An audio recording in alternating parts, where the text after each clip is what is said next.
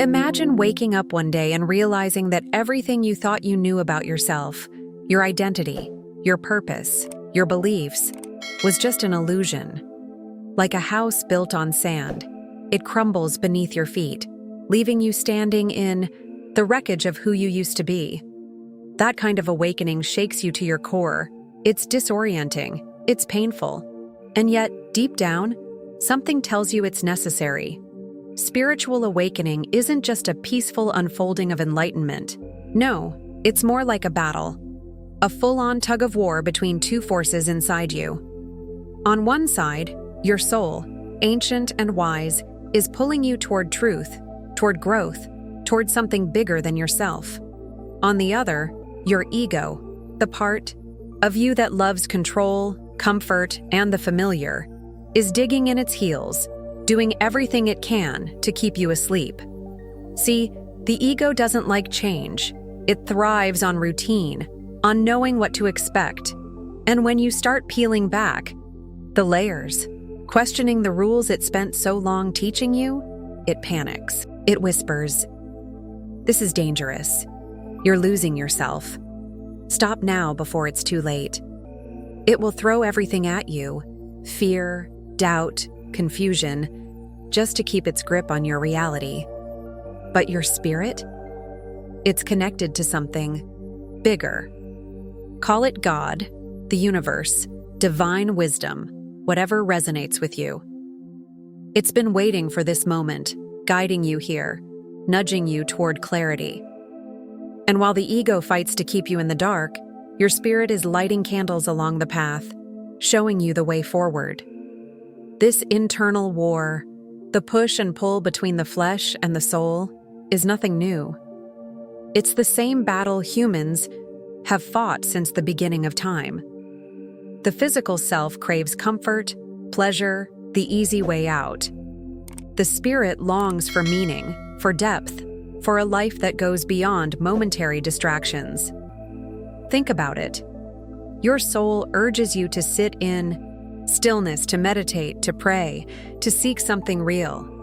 But your body? It just wants to hit snooze, to stay wrapped in warm blankets, to put it off for another day.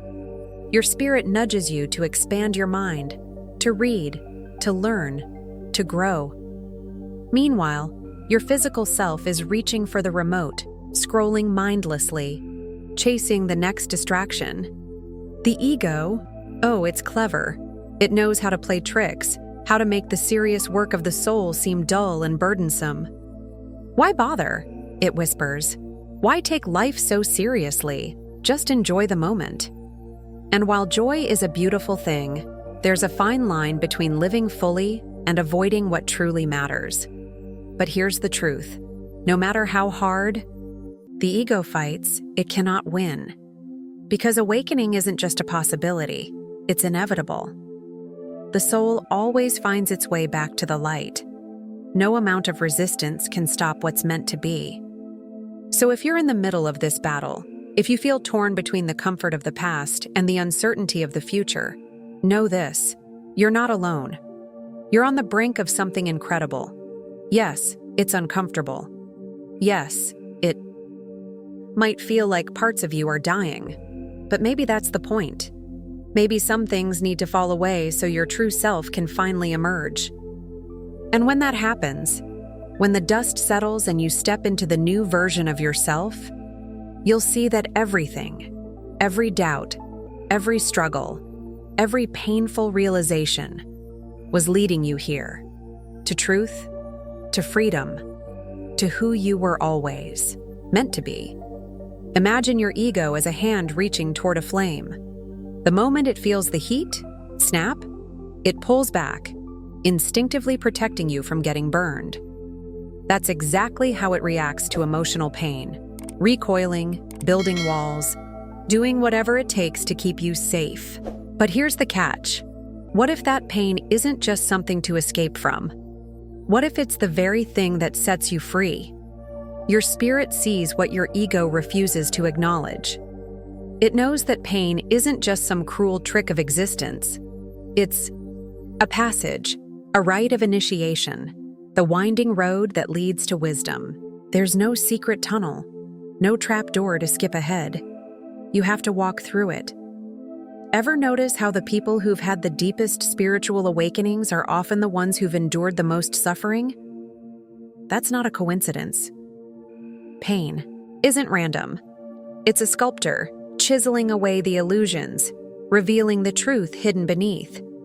For some, this suffering is part of a greater balance, a settling of unseen debts, the kind that don't deal in money but in energy, actions, and consequences.